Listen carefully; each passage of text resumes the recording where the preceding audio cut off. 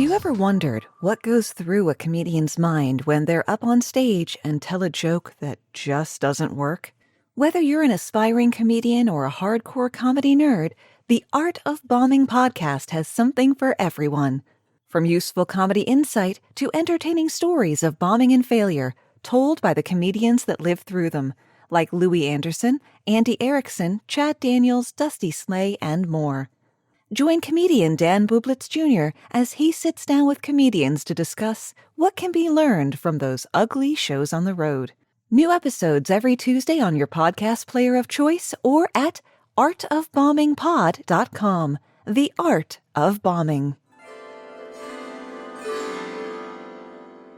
Here on Your Brain on Facts, I may not have all the answers, but if your question is how can I find a sponsor for my small podcast, I do have the only answer you need: Podcorn.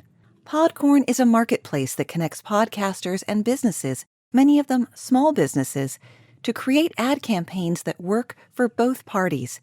This is not a situation where you're going to have 25,000 downloads per episode before anyone will even look at you. Podcorn is easy to use, free to set up. You retain all of the rights to your podcast and everything else, and you get to tailor the ad campaign in a way that works for you and the sponsor, whether it's a host-read ad or an interview. You can get started today by going to podcorn.com. It's like popcorn, but for podcasts. Podcorn.com.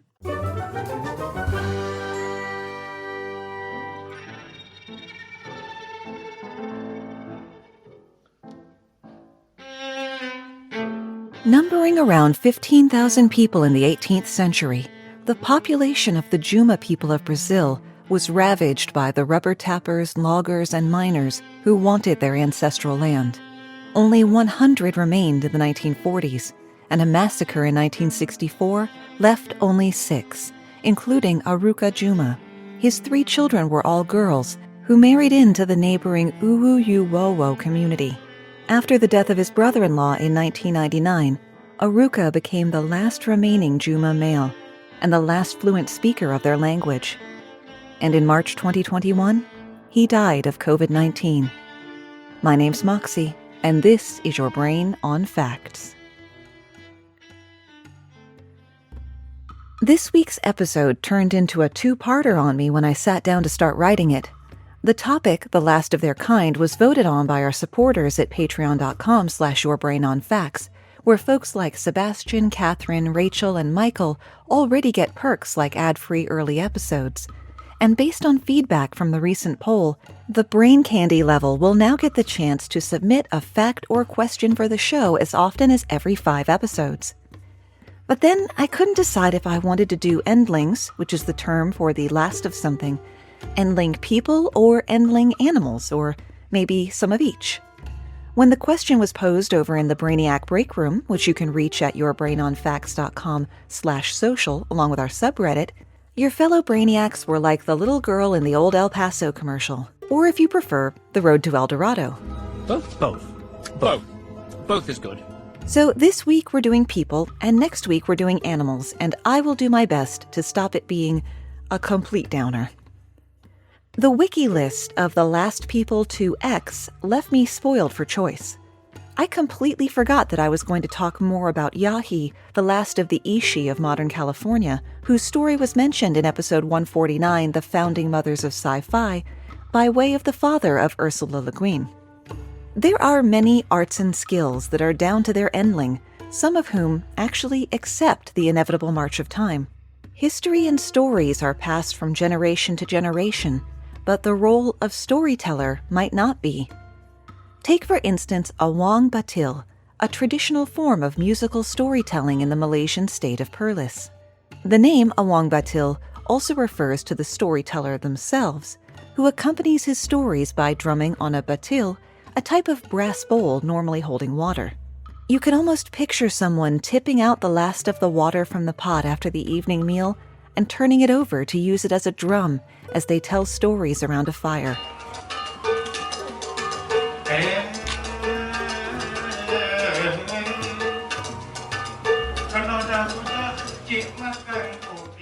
The Wang Batil employ other instruments as well, though, such as the violin or the oboe-like suranai.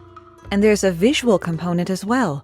The storytellers employ two masks, the hulu balong and the wok nujum, which both cover the face in a style like a Southeast Asian Phantom of the Opera, the symmetrical mask, to help the storyteller create different characters. And I'll tell you what, I wish I could employ masks for the audiobook I'm narrating. I am not strong in character voices. However, if you need a new phone menu or explainer video, go to moxielabouche.com to order your VO today. A Wang Batil storytelling isn't just an after-dinner diversion of half an hour. It's often included in wedding celebrations and other festivities. A performance can go until dawn, pick up where it left off the next evening, and go till dawn again. And again, and again if need be. It would be like a special mini-series event. Do they still do those on network TV? I don't, have TV anymore.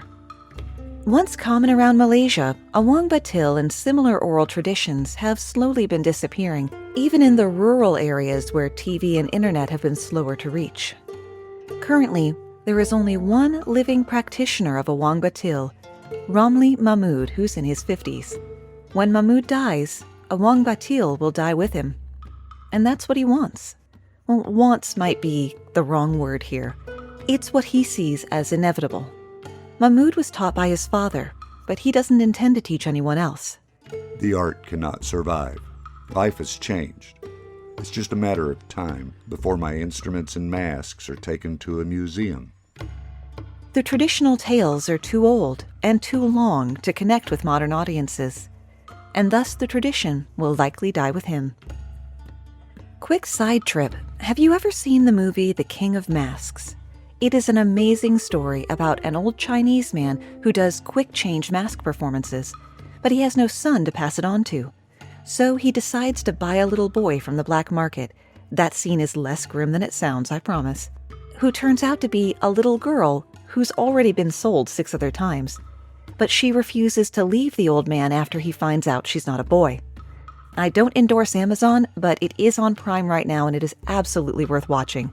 Or maybe we could have a watch party. Shout it out on social media and let me know what you thought. Facebook and Instagram, Your Brain on Facts. Twitter, Brain on Facts Pod. Another storytelling tradition that is dying out is the Syrian tradition of Hakawati. Like a Wang Batil, Hakawati is part performance and part history, with the performer, also called a Hakawati, using props, accents, and even audience participation to tell stories from Arabic history. Sounds like a lot of buskers and street performers I know. And yes, I do know a lot of buskers and street performers from back in my days as a burlesque dancer. But unlike my busker buddies who go from place to place, event to event, the Hakawati always operates out of the same coffee house or cafe, and the audience comes to him. Knowing where and when to find the Hakawati is key, since Hakawati stories are serial in nature. If you want to find out how the story you heard today ends, you'll need to come back to the same cafe tomorrow. This is a common feature of Arabic epic poetry, which you already knew, even if you don't know you know it. Ever heard of Scheherazade and the 1001 Arabian Nights? Same. The Hakawati once ruled the coffee houses of the Middle East. But the last performing Hakawati is Abu Shadi in Syria. He's been holding court since 1990 at An Nafura, a lively Damascus cafe in the shadow of the Umayyad Mosque, the very cafe in which Shadi first heard a Hakawati as a child with his father. Shadi's performances were more than just oration. He would hold the crowd spellbound with exaggerated acting. His bread and butter were battle scenes, which he punctuated with shouts and slashes of a short sword, a sword which would get banged down on the table of people who talked during the performance. I know a lot of stand-up comics and other performers who are wishing they could do that right now. Hakawati need to keep the audience coming back every single night, because when I say epic, I mean epic. A single story can take a year to tell in 1-hour nightly chapters. Shadi and his audience were of a certain age, most of them in their 60s, who had been coming to see Hakawati performances since childhood. He believed that one reason for the decline of Hakawati was that the storyteller best connects with audiences who are regulars, people who respond well to him and vice versa. Just as evolving tastes and technologies whittled away Mahmud's audience, changing demographics in Damascus saw fewer and fewer regulars dropping in to hear Abu Shadi. He'd been encouraging his son to follow in his footsteps, but he was realistic about the young man wanting to do it in the days of satellite TV and the internet. "No one is going to do it after me," he said. "The income is too poor." But he kept the tradition alive until he passed away in 2014. We all wear many hats in life, and Junichi Kawakami is no exception. University professor, museum director, engineer, and the last authentic example of Japan's legendary ninjas.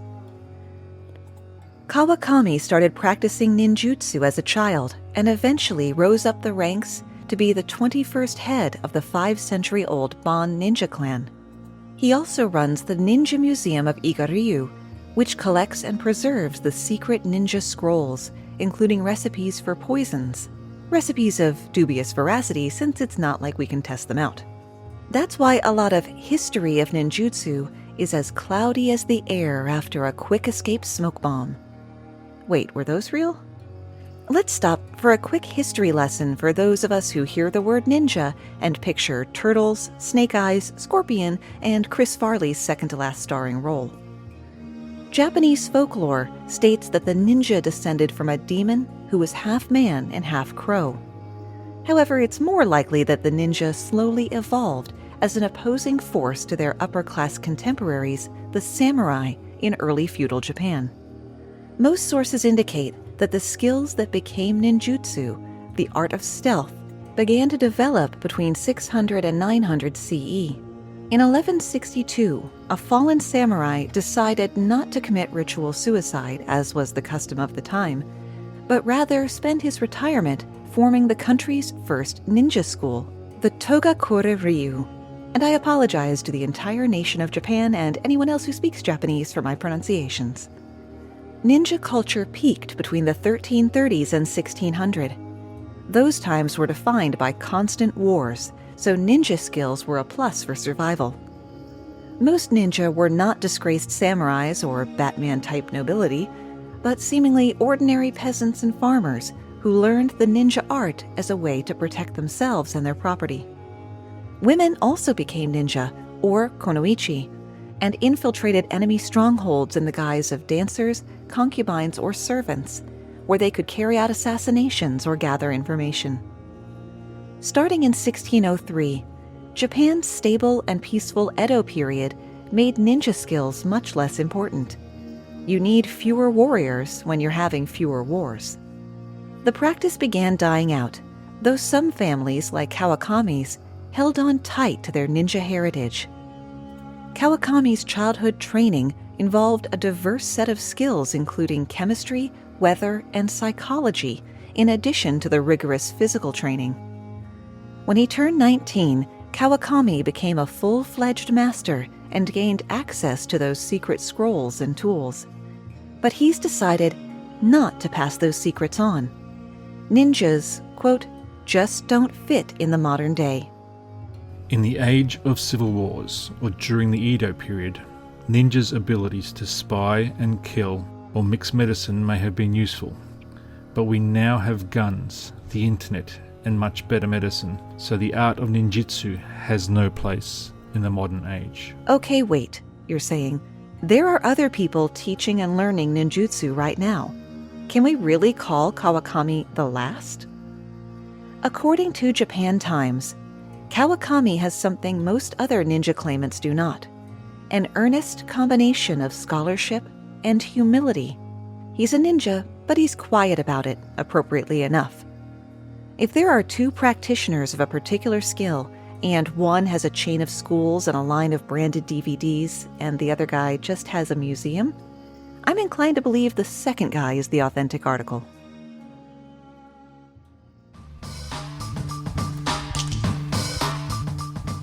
Even though I work for myself, I know that the relationship between employees and their managers is a key driver of workplace productivity and engagement.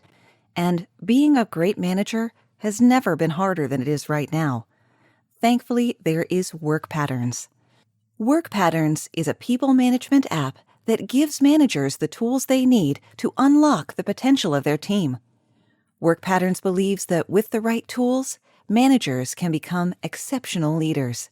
It's designed to make team management easier, enabling continuous one-to-one feedback, collaborative meetings, goal tracking, and workflow management all in one place.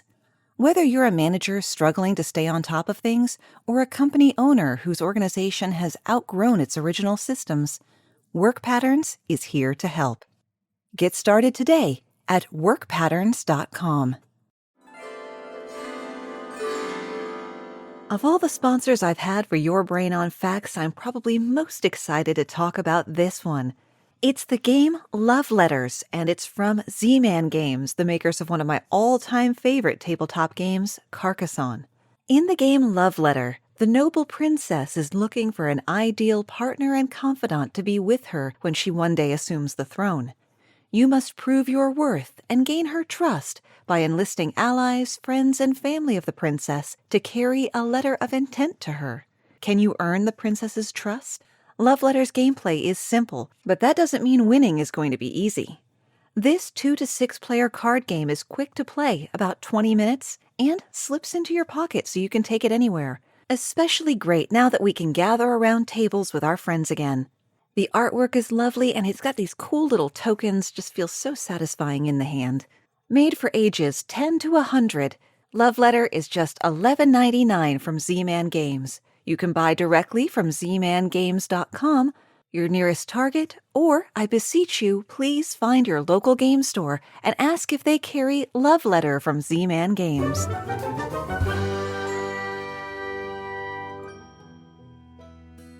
Ring Lardner Jr., the son of a famous journalist and humorist, wrote many words as a journalist and scriptwriter, but he's most famous for the words someone else said to him.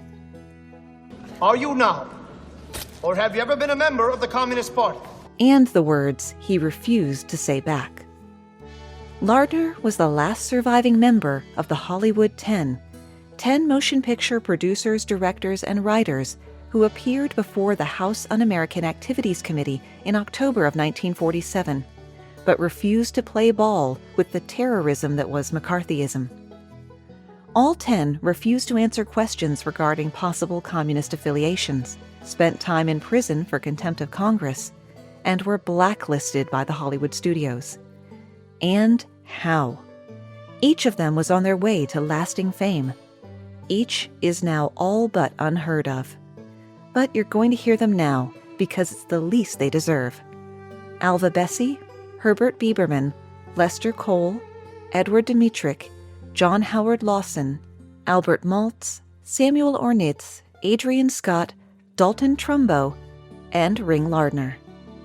Lardner was born in 1915, educated at Princeton University, became a reporter for the New York Daily Mirror, then moved to Hollywood where he worked as a publicist and script doctor on films like the original A Star is Born in 1937. Lardner began writing his own material, including Woman of the Year, which won the 1942 Oscar for Best Screenplay. An active member of the Screenwriters and Authors Guild, Lardner wrote about 2 movies a year, becoming the highest-paid scriptwriter in the biz, earning the equivalent of about $23,000 from 20th Century Fox every week. He was also involved in organizing anti-fascist demonstrations, which did not sit well with his bosses. Lardner held strong left-wing views and helped fundraise for groups like the Popular Front in Spain during their Civil War. After World War II, the House Un-American Activities Committee, often just called HUAC, began an investigation into the Hollywood motion picture industry. In September 1947, HUAC interviewed 41 people working in Hollywood. These people attended voluntarily and became known as friendly witnesses. During their interviews, they named several people who were accused of holding left-wing views. Lardner appeared before HUAC on the 30th of October of 1947, but he and the other 9 refused to answer any questions. He wouldn't even confirm he was a member of the Screenwriters Guild and flatly refused to name any members of the American Communist Party. Lardner had written a statement to present to HUAC. My principal occupation is that of screenwriter. I have contributed to more than a dozen motion pictures, among them Woman of the Year, for which I received an Academy Award, The Cross of Lorraine about the anti-fascist movement in France during the war, the screen version of the play Tomorrow the World about the effects of Nazi education, Cloak and Dagger about the heroic work of our Office of Strategic Services, and an animated cartoon called The Brotherhood of Man, based on the pamphlet The Races of Mankind, and exposing the myth that any inherent differences exist among the people of different skin color and geographical origin. My record includes no anti-democratic word or act, no spoken or written expression of anti-Semitism, anti-Negro feeling, or opposition to American democratic principles as I understand them. He had written it, but he wasn't allowed to read it. The Hollywood 10 were each found guilty of contempt of Congress. Lardner was sentenced to 12 months in prison and a fine equivalent to $11,000, and naturally lost his job. No one in Hollywood would touch him, so Lardner and his wife moved to Mexico City, as did some of his contemporaries in ostracization. The families would picnic together on the weekends, which the FBI, who were spying on them in Mexico, believed were cover for communist meetings. Will the nonsense never end? Lardner moved back to the States in '55 and wrote under several pseudonyms before the blacklist was lifted, including a little film you may have heard of, 1970's MASH, for which he won another Academy Award. His autobiography, I'd Hate Myself in the Morning, a reference to his refusal to name names to save his own skin, was published in 2000, the same year he passed away. Speaking of writers, show of hands if you read Scott Odell's 1960 classic, The Island of the Blue Dolphins, when you were a teenager. The book tells the story of a 12-year-old girl who is stranded alone for years on an island off the California coast. It won shed-loads of awards, including a Newbery Medal, was adapted into a movie, and spawned a sequel comparatively no one has read. But the most interesting thing about it is it's based on a true story. Well, some say based, some say inspired by. I suppose that remains to be seen. Odell called her Karana. Missionaries called her Juana Maria, but the true name of this early 19th century woman has been lost to history, and her story mirrors the experience of many Native Americans in the face of European colonialism. Juana Maria's tribe, called the Nicoleños, lived on St. Nicholas Island, one of California's Channel Islands, for about 10,000 years or so, give or take a month. In the 18-teens, when Juana Maria would have been a young child, a crew of otter hunters, some Russian, some Native Alaskan, sacked the island. The tribe of 300 was reduced to a few dozen in the wake of the attack. By 1835, only about 20 people remained, who were taken off the island by Catholic priests. This, I don't think, was a, hey, we're going to the mainland, do you want to ride kind of situation. They had to go, and they did.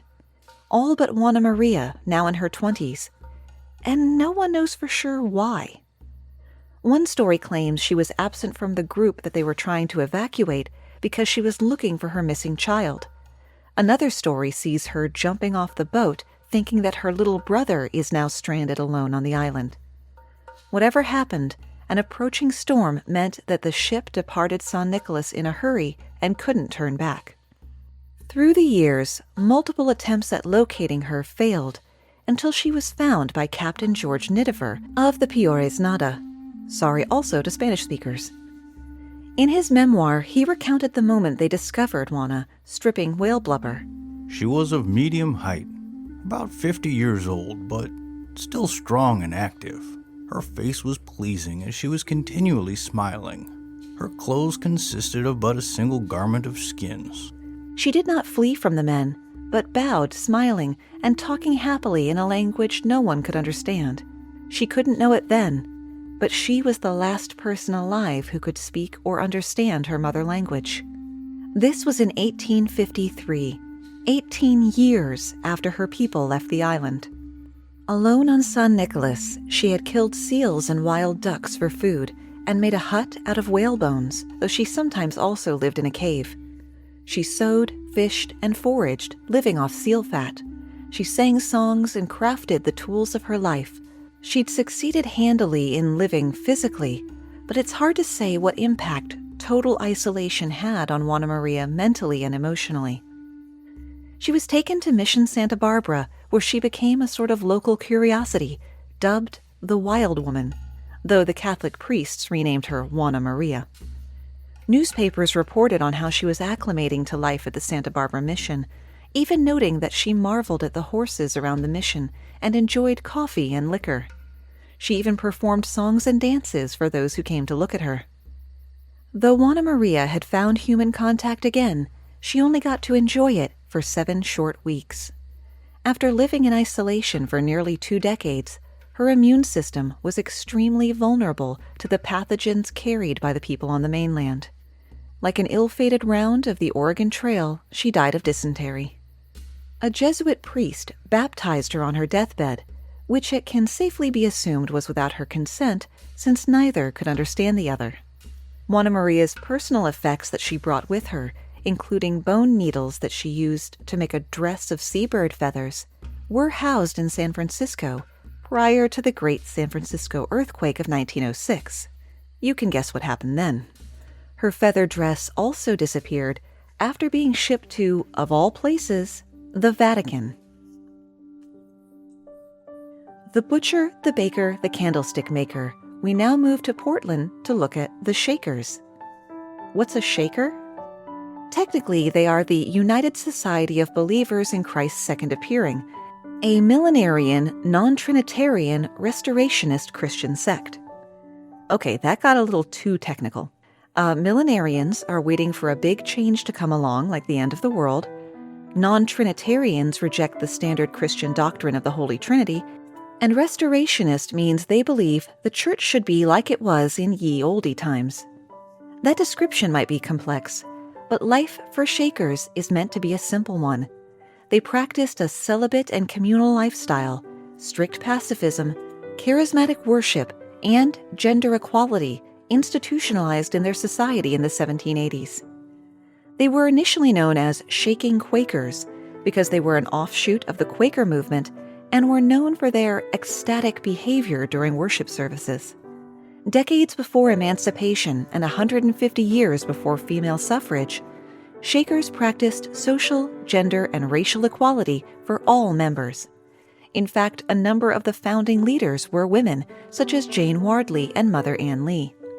The Shakers emigrated from England and settled in revolutionary colonial America, where they became known for their simple living, architecture, technological innovation, surprisingly, good sturdy furniture, and music, like the song Simple Gifts that's playing in the background right now.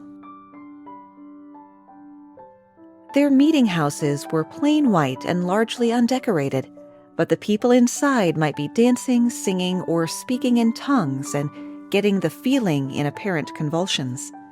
Unlike the set order of the long, boring Catholic masses of my childhood, can't imagine why I didn't stick with it, Shaker worship services were unstructured, loud, chaotic, and emotional. The movements of natural excitation were converted into choreographed dances and symbolic gestures, which other people living nearby didn't get and gave some side-eye to. The Shakers built more than 20 communities in the United States. They practiced communal living, where all property was shared, and it really seemed to work for them. Men and women lived as brothers and sisters and were called as much. Their honesty and frugality received high praise from surrounding communities. All Shaker villages ran farms, raising most of their own food with the latest scientific methods in agriculture. Their livestock were fat and healthy, and even their barns were commended for the convenience and efficiency of their design. Their schools were also nothing to be sneered at. Neighboring non-Shaker parents so respected the Shakers' education system, they sent their non-Shaker children there to be educated.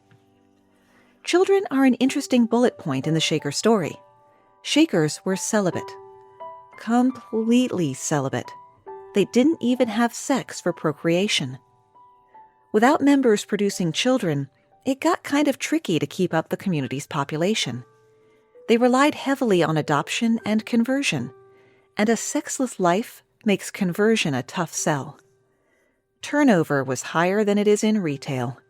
At its peak, the Shakers numbered about 6,000 believers in 20 communities.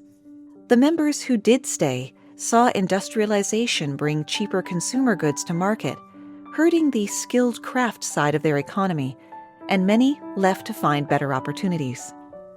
By 1920, there were only 12 Shaker communities. By 1957, for reasons not immediately clear in my research, the Shaker leaders voted to close the Shaker Covenant, the document which all new members need to sign, and locked it away in a safe. This was arguably the death blow to the community, but not an immediate one. The last remaining Shaker community, Sabbath Day Lake Shaker Village, still welcomes sincere converts. If someone wants to become a Shaker, and the Shakers agree, the would-be member can move into the dwelling house. If the novice, as they are called, stays for a week, they sign the Articles of Agreement, which protects the community from being sued for lost wages. After a year, the Shakers will take a vote as to whether or not to let the novice in, but it can take another 4 years to be granted full Shaker status in sharing the community's finances, administrative duties, and worship decisions. How many Shakers will there be to welcome you? 2. A decade ago, there had been 4, but one Shaker brother fell in love with a visiting journalist and left, and in 2017, 89-year-old Sister Frances Carr died. This leaves 64-year-old Brother Arnold Had and 82-year-old Sister June Carpenter. In Sabbath Day Lake, as in other former Shaker villages, neighbors called Friends of the Shakers raise money to preserve their archives and buildings. Many friends even attend Sunday services. But few opt to join the faith, and none stick it out long term. And that's where we run out of ideas, at least for today. The patrilineal system of the indigenous Brazilian communities means that Aruca Juma's grandchildren are part of their father's community, not their mother's. But some of those grandkids are breaking with tradition, identifying as both Uruuwowo and Juma.